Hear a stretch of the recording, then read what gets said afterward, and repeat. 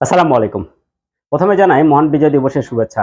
এই বিজয় দিবসের প্রথম প্রহরে সাত সকালে বাংলাদেশ ক্রিকেট দল অসাধারণ শ্বাসরুদ্ধকর একটা জয় উপহার দিয়েছে বাংলাদেশকে।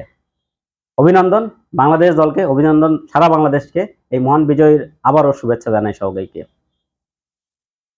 অনেকদিন পর এমন একটা ম্যাচ দেখলাম যেটা বাংলাদেশ একবার হাতছাড়া করে আবার কিন্তু শেষ পর্যন্ত আবার নিজেদের করে নিতে পেরেছে। অনেকদিন পর এমন একটা লাস্ট ওভার দেখলাম, যে ওভারটি বাংলাদেশ অনেক দিন পর এমন একটি শেষ ওভারে অসাধারণ বল করে কিন্তু বাংলাদেশ নিজেদের ম্যাচ করে নিয়েছে। এই ধরনের লাস্ট ওভার এর আগে হয়তো দুই একবার দেখেছি। এই ধরনের লাস্ট ওভার মোহাম্মদ রুবেল হোসেনের কাছ থেকে আমরা বেশ কয়েকবার দেখেছি, কিন্তু রুবেল হোসেন অনেকবার কিন্তু ম্যাচ হারিয়েছেনও। হাসান মাহমুদ দীর্ঘদিন পর টি-20 দলে কামব্যাক করেছেন এবং শেষ ওভারে তার অসাধারণ বুদ্ধিদীপ্ত বোলিংয়ের মাধ্যমে কিন্তু বাংলাদেশ শেষ পর্যন্ত ওয়েস্ট ইন্ডিজের বিপক্ষে প্রথম টি-20তে জয় পেল। ওয়েস্ট ইন্ডিজের বিপক্ষে ওডিআই সিরিজে বাংলাদেশ যেভাবে নাস্তানাবুদ হয়েছে, সেখানে টি-20 সিরিজ বাংলাদেশ ওয়েস্ট ইন্ডিজের শক্তিশালী দলের বিপক্ষে জয় পাবে, এটা আমাদের চিন্তার অনেকটা বাইরেই ছিল। সেই অসাধ্য কাজটি কিন্তু বাংলাদেশি মেইন বোলাররাই কিন্তু করেছে।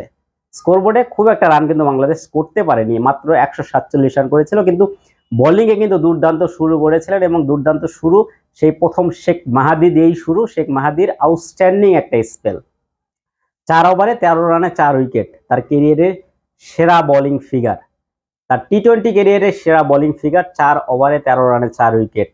শেখ মাহাদি যে ভিত্তিতে গড়ে দিয়েছিলেন বাংলাদেশকে, শেষ পর্যন্ত বাংলাদেশি বোলাররা কিন্তু সেটা ধরে রাখতে পেরেছে। এবং আমি যেটা বলছিলাম ওই প্রথমেই, হাসান মাহমুদের লাস্ট ওভারটি, একটু যদি লাস্ট ওভারের 6টি বল যদি একটু দেখি, তাহলে দেখব লাস্ট ওভারে প্রয়োজন ছিল ওয়েস্ট ইন্ডিজের মাত্র 6 বলে 10 রান, কিন্তু উইকেটে ছিলেন রাব্বান পাওয়েল এবং আলজারি জোসেফ।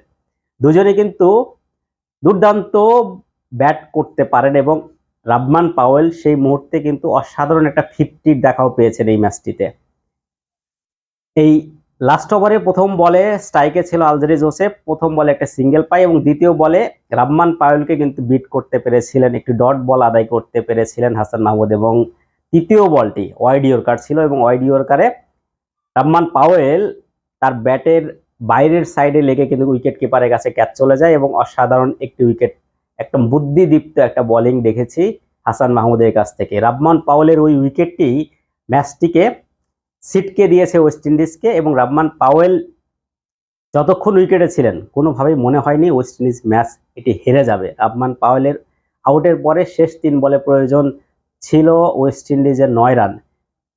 এই চতুর্থ বলে এসে হাসান মাহমুদ চতুর্থ বলটিও কিন্তু দুর্দান্ত করেছিলেন, স্লোয়ার একটা ডেলিভারি ছিল, কিন্তু ব্যাটসম্যান ঠিকমতো খেলতে পারেননি।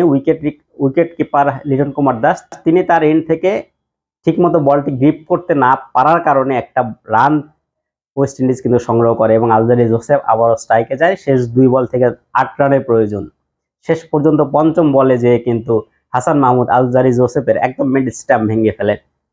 এর মাধ্যমে অসাধারণ একটি লাস্ট ওভার দেখলাম বাংলাদেশের, অসাধারণ কামব্যাক বলবো।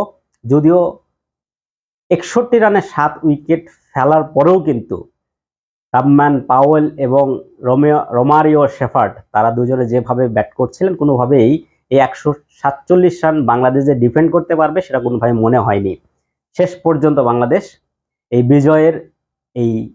বিজয় দিবসের এই বিজয়ের দিনে প্রথম ওয়েস্ট ইন্ডিজের বিপক্ষে যে জয়টি বাংলাদেশ উপহার দিয়েছেন, সত্যি এই মুহূর্তে এই সময়ের বাংলাদেশ যেভাবে টি-20তে ব্যাকফুটে ছিল, অনেকটাই কিন্তু কামব্যাক করতে পারবে বলে আশা করি। এবং বাংলাদেশ যেভাবে জয়টা পেয়েছে, নিঃসন্দেহে আগামীতে বাংলাদেশ টি-20তে বা এই সিরিজে বাংলাদেশ ভালো কিছু করে টি-20 সিরিজটা জয় করবে এবং বছরের শেষ টি-20 সিরিজ বাংলাদেশ ভালো কিছু বাংলাদেশকে উপহার দিবে বলে আজকের মতো এই বিজয় দিবসে আবারও শুভেচ্ছা জানিয়ে এখান থেকে বিদায় নিচ্ছি। সবাই ভালো থাকবেন।